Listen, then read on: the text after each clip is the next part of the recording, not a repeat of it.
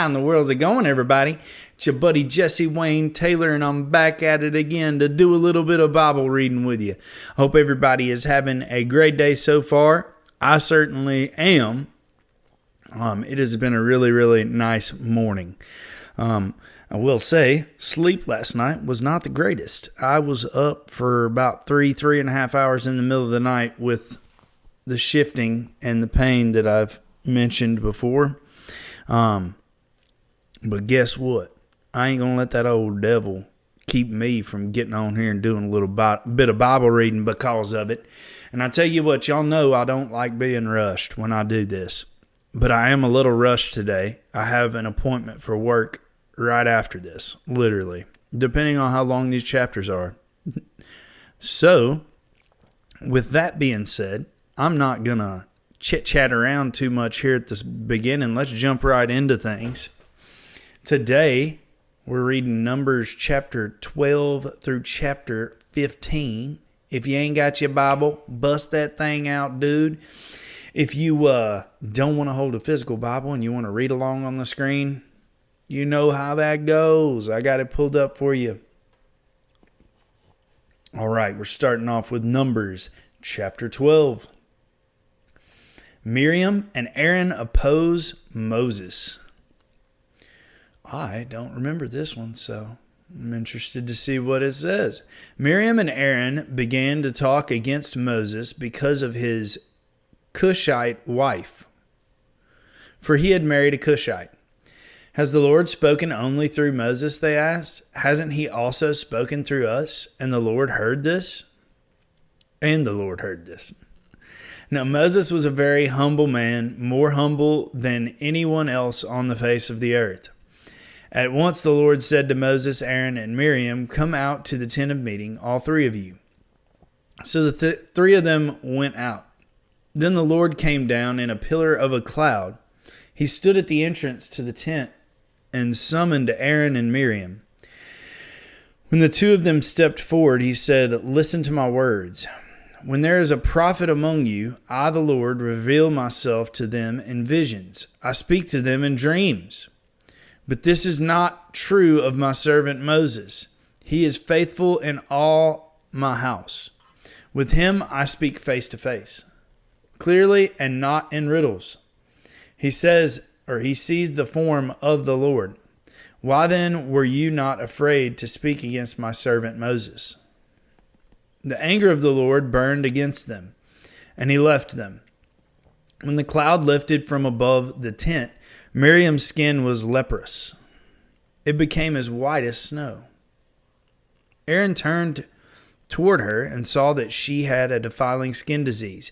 And he said to Moses, "Please, my Lord, I ask you not to hold against us the sin we have so foolishly committed. Do not let her be like a stillborn infant coming from its mother's womb with its flesh half eaten away." So Moses cried out to the Lord, "Please, God, heal her." The Lord replied to Moses, "If her father had spit in her face, would she not have been in disgrace for 7 days? Confine her outside the camp for 7 days. After that, she can be brought back." So Miriam was confined outside the camp for 7 days, and the people did not move on until she was brought back. After that, the people left Hazeroth and encamped in the desert of Paran. Interesting. Very short chapter. You know, this might be the shortest chapter we've read so far. I can't remember one being shorter than 16. So it's kind of crazy. Numbers has got longer chapters and shorter chapters than the first few books. Exploring Canaan. The Lord said to Moses, Numbers 13. The Lord said to Moses, "Send some men to explore the land of Canaan, which I am giving to the Israelites. From each ancestral tribe, send one of its leaders." So at the Lord's command, Moses sent them out from the desert of Paran. All of them were leaders of the Israelites. These are their names. Here we go. From the tribe of Reuben, Shemua, son of Zakur. From the tribe of Simeon, Shaphat. No lie, when I looked at that, I thought it said Snapchat. And I was like, there's no way. Shaphat, or Shaphat, son of Hori.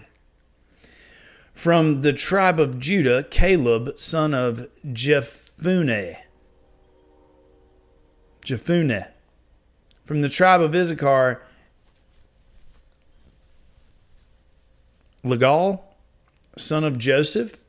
From the tribe of Ephraim, Hoshea, son of Nun. From the tribe of Benjamin, Palti, son of Raphu. From the tribe of Zebulun, Gadiel, son of Sodai. From the tribe of Manasseh, a tribe of Joseph, Gadi, son of Suzi. I'm sure that's not how you pronounce that. Suzi. From the tribe of Dan, Ameliel, son of Gamali. From the tribe of Asher, Sether, son of Michael. From the tribe of Naphtali, Nabi, son of Vophsi. From the tribe of Gad, Geuel, son of Machi.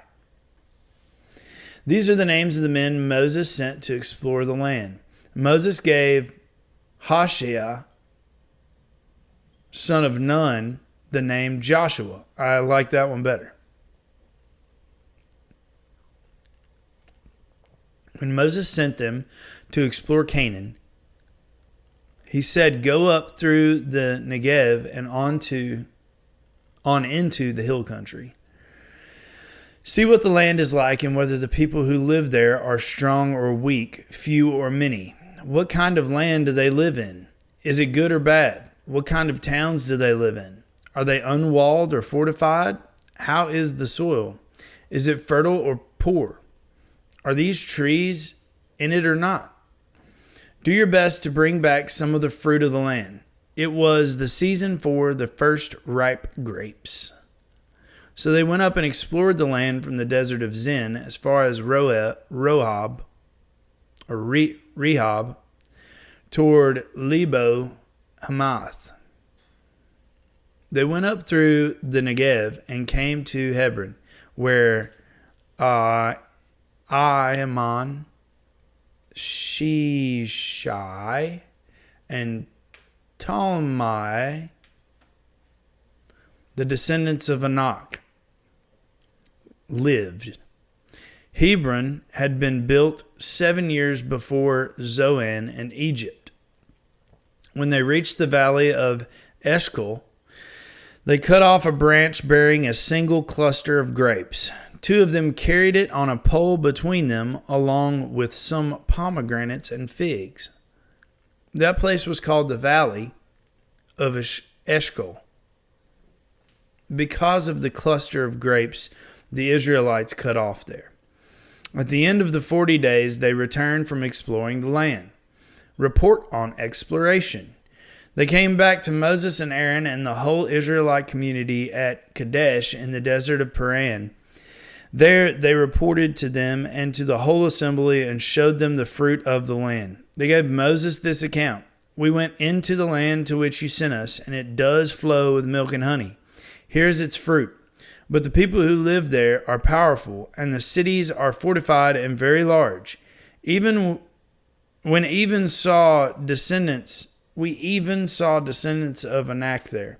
The Amalekites live in the Negev. The Hittites, Jebusites, and Amorites live in the hill country, and the Canaanites live near the sea along the Jordan." Then Caleb silenced the people before Moses and said, "We should go up and take possession of the land, for we can certainly do it." But the men who had gone up with him said, "We can't attack those people. They are stronger than we are." And they spread among the Israelites a bad report about the land they had explored. They said, "The land we explored devours those living in it. All the people we saw there are of great size." We saw the Nephilim there, the descendants of Anak come from the Nephilim. We seemed like grasshoppers in our own eyes, and we looked the same to them. Interesting. I'm assuming that these guys were like a bunch of Goliaths out there. I don't know. If they looked like grasshoppers to them, I mean, that's the only thing I could expect. Numbers chapter 14. The people rebel. That night all the members of the community raised their voices and wept aloud. All the Israelites grumbled against Moses and Aaron, and the whole assembly said to them, "If only we had died in Egypt or in this wilderness. Why is the Lord bringing us to this land only to let us fall by the sword? Our wives and children will be taken as plunder. Wouldn't it be better for us to go back to Egypt?" And they said to each other, "We should choose a leader and go back to Egypt." Then Moses and Aaron fell face down in front of the whole Israelite assembly gathered there. Joshua son of Nun and Caleb son of Jephunneh, who were among those who had explored the land, tore their clothes and said to the entire Israelite assembly, "The land we passed through and explored is exceedingly good. If the Lord is pleased with us, he will lead us into that land, a land flowing with milk and honey, and will give it to us. Only do not rebel against the Lord, and do not be afraid of the people of the land, because we will devour them." That's okay. Their protection is gone, but the Lord is with us. Do not be afraid of them. But the whole assembly talked about stoning them. Then the glory of the Lord appeared at the tent of meeting to all the Israelites. The Lord said to Moses, "How long will these people treat me with contempt? How long will they refuse to believe in me in spite of all the signs I have performed among them? I will strike them down with a plague and destroy them, but I will make you into a nation greater and stronger than they." Moses said to the Lord, "Then the Egyptians will hear about it.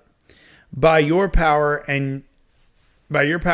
you brought these people up from among them, and they will tell the inhabitants of this land about it. They have already heard that you, Lord, are with these people, and that you, Lord, have been seen face to face, that your cloud stays over them, and that you go before them in a pillar of cloud by day and a pillar of fire by night. If you put all these people to death, leaving none alive, the nations who have heard this report about you will say, 'The Lord was not able to bring these people into the land he promised them on oath, so he slaughtered them in the wilderness.' Now may the Lord's strength be displayed just as you have declared. The Lord is slow to anger, abounding in love, and forgiving sin and rebellion. Yet he does not leave the guilty unpunished. He punishes the children for the sin of the parents to the third and fourth generation. In accordance with your great love, forgive the sin of these people, just as I have pardoned them from the time they left Egypt until now." The Lord replied, "I have forgiven them as you asked. Nevertheless, as surely as I live, and as surely as the glory of the Lord fills the whole earth, not one of those who saw my glory and the signs I performed in Egypt and in the wilderness, but who disobeyed me and tested me 10 times, not one of them will ever see the land I promised on oath to their ancestors. No one who has treated me with contempt will ever see it. But because my servant Caleb has a different spirit and follows me wholeheartedly, I will bring him into the land he went to, and his descendants will inherit it. Since the Amalekites and the Canaanites are living in the valleys, turn back tomorrow and set out toward the desert along the route to the Red Sea." The Lord said to Moses and Aaron, "How long will this wicked community grumble against me? I have heard the complaints of these grumbling Israelites, so tell them, 'As surely as I live, declares the Lord, I will do to you the very thing I heard you say.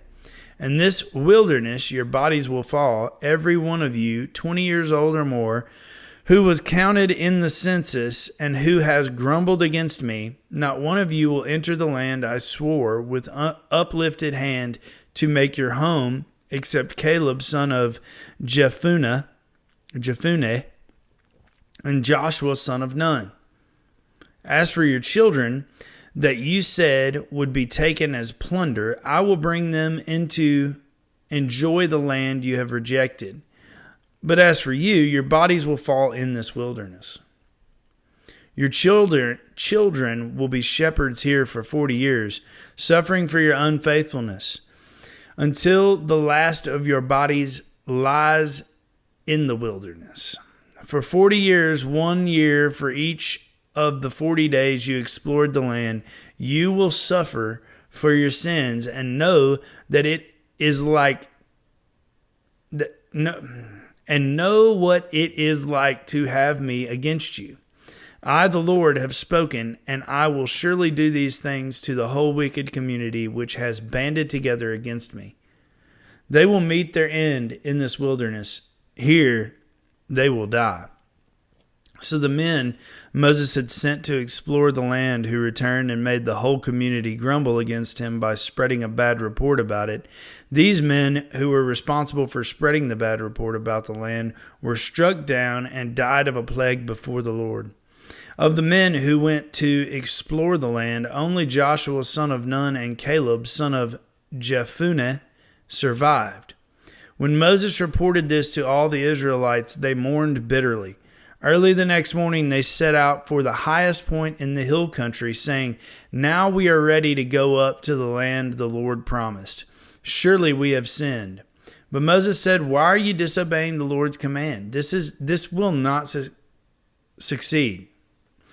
Do not go up, because the Lord is not with you. You will be defeated by your enemies. For the Amalekites and the Canaanites will face you there. Because you have turned away from the Lord, he will not be with you, and you will fall by the sword." Nevertheless, in their presumption, they went up toward the highest point in the hill country, though neither Moses nor the ark of the Lord's covenant moved from the camp. Then the Amalekites and the Canaanites who lived in the hill country came down and attacked them and beat them down all the way to Hormah. Wow.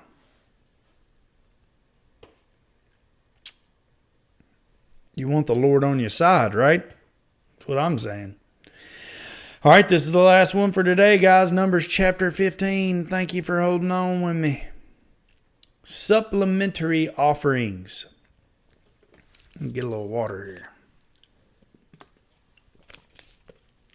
The Lord said to Moses, "Speak to the Israelites and say to them, after you enter the land I am giving you as a home, and you present to the Lord food offerings from the herd or the flock as an aroma pleasing to the Lord, whether burnt offerings or sacrifices for special vows or freewill offerings or festival offerings, then the person who brings an offering shall present to the Lord a grain offering of 1/10 of an ephah of the finest flour, mixed with a quarter of a hin of olive oil.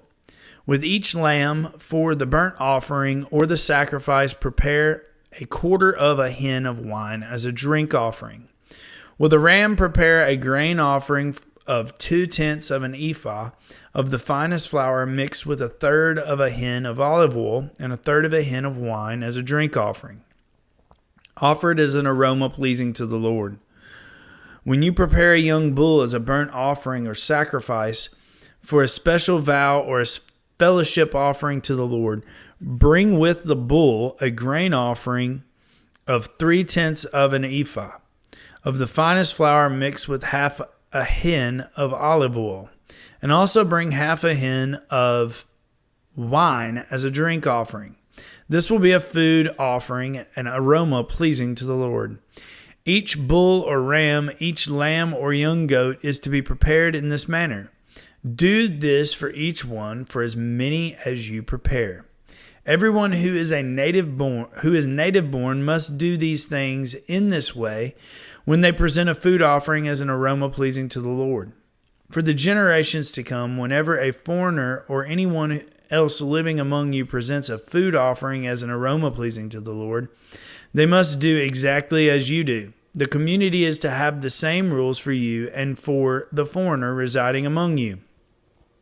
This is a lasting ordinance for the generations to come. You and the foreigner shall be the same before the Lord. The same laws and regulations will apply both to you and to the foreigner residing among you. The Lord said to Moses, "Speak to the Israelites and say to them, when you enter the land to which I am taking you, and you eat the food of the land, present a portion as an offering to the Lord. Present a loaf from the first of your ground meal, and present it as an offering from the threshing floor. Throughout the generations to come, you are to give this offering to the Lord from the first of your ground meal." Offerings for unintentional sins. Ooh, I'm kind of talking about those a little bit. Well, I guess we weren't talking about unintentional sins. I was talking about knowing specifically how many times you sinned in a day and being very intentional about knowing it. So maybe I guess I was kind of talking about unintentional sins. Now, if you as a community unintentionally fail to keep any of these commands the Lord gave Moses, any of the Lord's commands to you through him, from the day the Lord gave them and continuing through the generations to come, and if this is done unintentionally without the community being aware of it, then the whole community is to offer a young bull for a burnt offering as an aroma pleasing to the Lord, along with its prescribed grain offering and drink offering, and a male goat for a sin offering.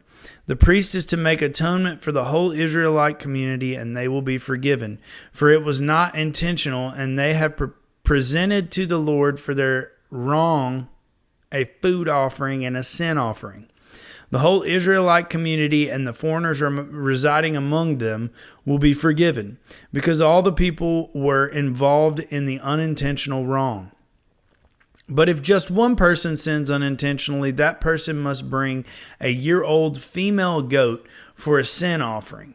The priest is to make atonement for the Lord for the one who erred by sinning unintentionally.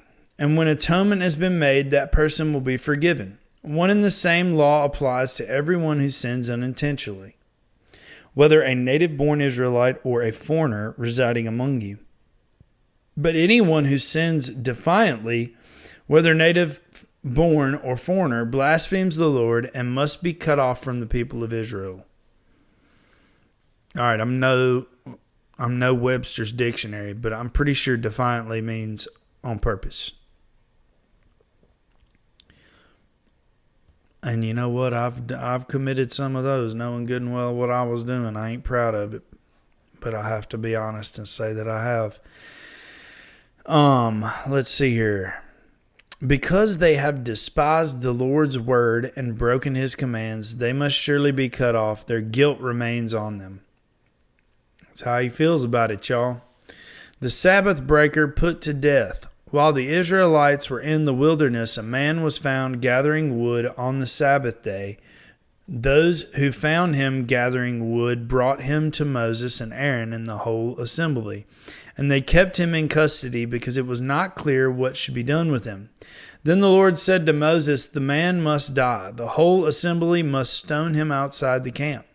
So the assembly took him outside the camp and stoned him to death, as the Lord commanded Moses. Tassels on garments. The Lord said to Moses, "Speak to the Israelites and say to them, throughout the generations to come, you are to make tassels on the corners of your garments, with a blue cord on each tassel. You will have these tassels to look at, and so you will remember all the commands of the Lord, that you may obey them and not prostitute yourselves by chasing after the lusts of your own hearts and eyes." That is a very specific statement here. You hear a lot these days. Follow your heart. Your truth.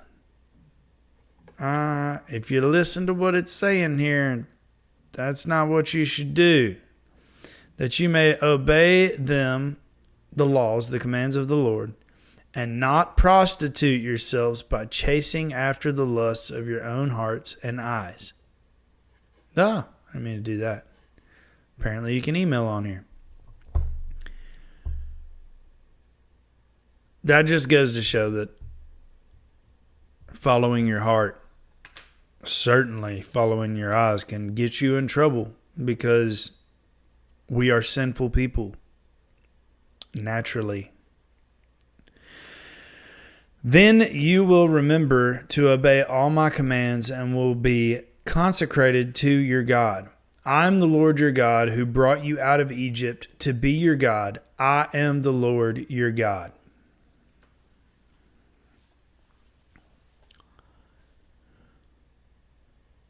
Just another few examples of how serious the Lord is about how he feels about us sinning. Very serious. And also, I'm going to say it again, even though I just said it. If we follow our hearts and our eyes, that's going to do nothing but get us in trouble or make us miserable and take us further away from the life that God is calling us to live. And, we have free will to do that. And even though I make mistakes and I sin and I choose the wrong thing from time to time, I do know that in my heart and from experience, when I choose the right thing, that is always a better outcome. Every single time. Every single time. All right, guys, I'll tell you what you say we do a little bit of worshiping? All right. This next one, I've been saving it because it's one of my favorites. And today I did not have time to sit and learn a song. Some of them, as you can imagine, are much easier. They're just 3-4 chords, right? Well, every one of them I picked on about 5 or 6 of them this morning. And I will say a lot of these songs I have listed to sing, sometimes different churches sing them differently, like different lyrics, and like not all of them have like chord charts and stuff, so I have to kind of like figure it out on my own. Regardless, I was trying to do that today, and it wasn't happening. I did not have, I spent, like I said, about 10 or 15 minutes trying to, land on one that I could whip out quick. Didn't happen. So I was like, I guess we're going to have to do that one I got sitting on reserve that's one of my favorites. And if you know it, I hope you'll sing it with me. I've been singing this one since I was just a little tot. Don't be afraid to stand up and clap your hands, okay? Sing it with me.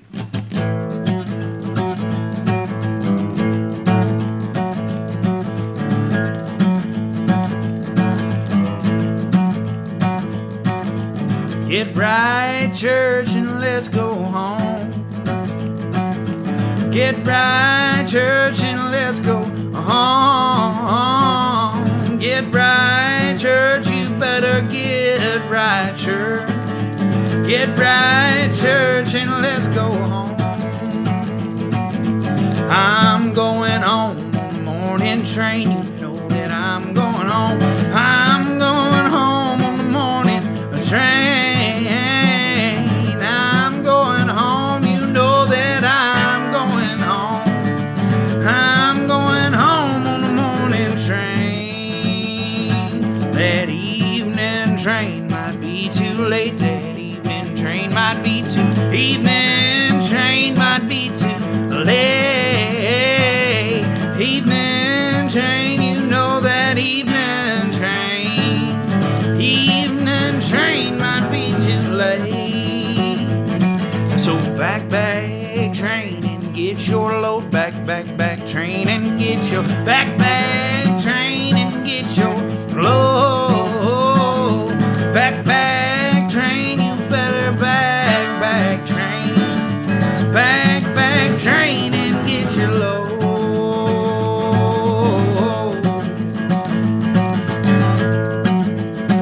Alright, y'all sing it with me. Say, get right, church, and let's go home now. Get right, church, and let's go. Get right, church, and let's go home.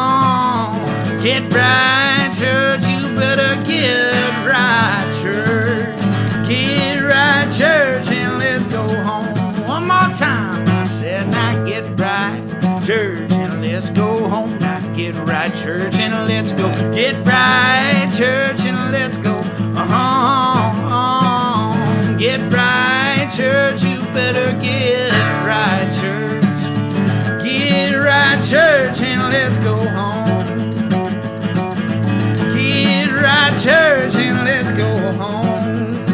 I said, get right, church, and let's go home. Amen. Hallelujah. And praise the Lord, y'all. It's time to get right, church, and let's all go home. Man, if that don't put some fire under your backside, I don't know what does.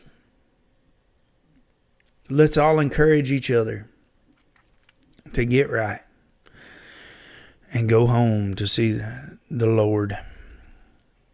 Be ready to go home and see the Lord. Guys, thank you so much for hanging with me today. It's been a good one. It's been kind of a quick one. I was worried I wasn't going to have enough time, and because Numbers had the longest chapters so far, I was afraid that today I'd pop on here and need to move quickly and it take a lot longer. But it didn't. Anyways, grateful for that. Now I'm not rushed. And the good Lord was looking out for me, I guess. Guys, if y'all like what is going on this channel, do me a favor, like the videos, leave me some comments, let me know who you are, where you're from, what you like, what you don't like. I also need you to subscribe to the channel. If you are not watching on YouTube and you're listening on a podcast streaming service, mosey on over to YouTube when you get a chance and subscribe there as well, so that when you're chilling at the house on the couch, you can pull me up on the tube and read along with me. Lastly, share this with everyone. Let's bring as many people on this Bible reading journey together with us as we can. And if you don't think your friends are going to enjoy listening to me read the Bible, I'm not offended. You don't need to share this. But I would love to challenge you to share the word in some way, whatever way that may be for you. One way that I would suggest, if you don't want to share this, the YouVersion Bible app. It was a really awesome tool for me, still is. But last year, I listened to the Bible all the way through on it. You can do that in 6 months. You can do Bible in a year plans. Also, if you're going through depression, anxiety, grief, stress, whatever the word may be, if you type that in the plan search engine, they will send you like a list of different Bible readings and devotionals and plans that go along with what you searched. That also I found to be a really cool tool for me. And there's some awesome devotionals on there. Share that. Share it with your friends. Let's let everybody know about Jesus. And just because somebody knows about Jesus doesn't mean that they are seeking a relationship, right? But if you care enough about that person to share your faith with them and encourage them, that might just be the thing that changes their mind and makes them want to pursue a relationship with Jesus. And I want to challenge you to do that. And let's see how many minds we can change, right? God is so good. Thank you for everything, Lord. Thank you for Jesus, most importantly. I will see you guys tomorrow. My voice quit working there for a second. Y'all have a good one. Peace.